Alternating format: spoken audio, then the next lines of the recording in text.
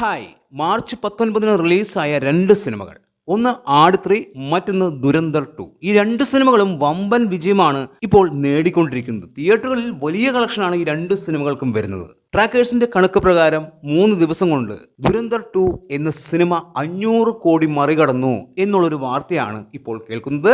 അതായത് വെറും 3 ദിവസം കൊണ്ട് 500 കോടിക്ക് മുകളിലുള്ള ഒരു കളക്ഷനാണ് ദുരന്തർ 2 നേടിയിരിക്കുന്നത് എന്നുള്ളത് തന്നെയാണ് തീർച്ചയായും വലിയൊരു കളക്ഷൻ, വലിയൊരു വിജയം എന്ന് തന്നെ പറയാം. അതുപോലെ മലയാളത്തിൽ നിന്ന് വന്ന ആട് 3 3 ദിവസം കൊണ്ട് 60 കോടി മറികടന്നിരിക്കുന്നു എന്നുള്ള വലിയ വാർത്തയാണ് ട്രാക്കേഴ്സ് പുറത്തുവിടുന്നത്. തീർച്ചയായും ഒരു മലയാള സിനിമയെ സംബന്ധിച്ച് വലിയ കളക്ഷൻ തന്നെയാണ്.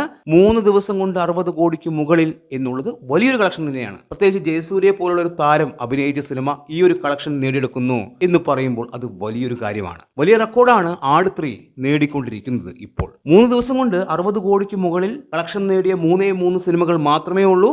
അതിൽ ഒന്ന് ആട് 3 ആണ്, മറ്റൊന്ന് തുടരും എന്ന സിനിമയാണ്, പിന്നെയുള്ളത് എമ്പുരാൻ എന്ന സിനിമയാണ്. ഇതിനിടയിൽ ആട് 3യുടെ ഒഫീഷ്യൽ കളക്ഷൻ അവർ പുറത്തുവിട്ടു. 2 ദിവസം കൊണ്ട് 48 കോടി എന്നുള്ളൊരു ഒഫീഷ്യൽ കണക്കാണ് അവർ പറയുന്നത്.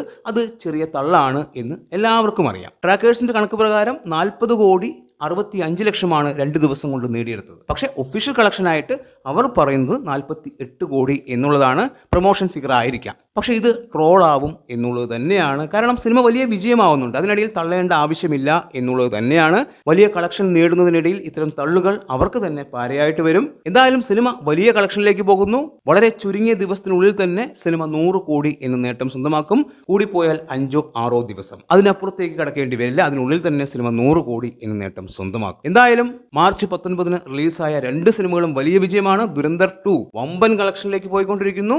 അതുപോലെ ആട് 3 മലയാള സിനിമയിലെ പല കളക്ഷൻ റെക്കോർഡുകളും ഭേദിച്ച് മുന്നോട്ട് പോയിക്കൊണ്ടിരിക്കുന്നു. എന്താണ് നിങ്ങളുടെ അഭിപ്രായം എന്ന് കമന്റ് ബോക്സിൽ കമന്റ് ചെയ്യുക. വീഡിയോ ഇഷ്ടമായാൽ ചാനൽ സബ്സ്ക്രൈബ് ചെയ്യുക. പുതിയൊരു വീഡിയോയുമായി കാണുന്നവരെ ബൈ ബൈ.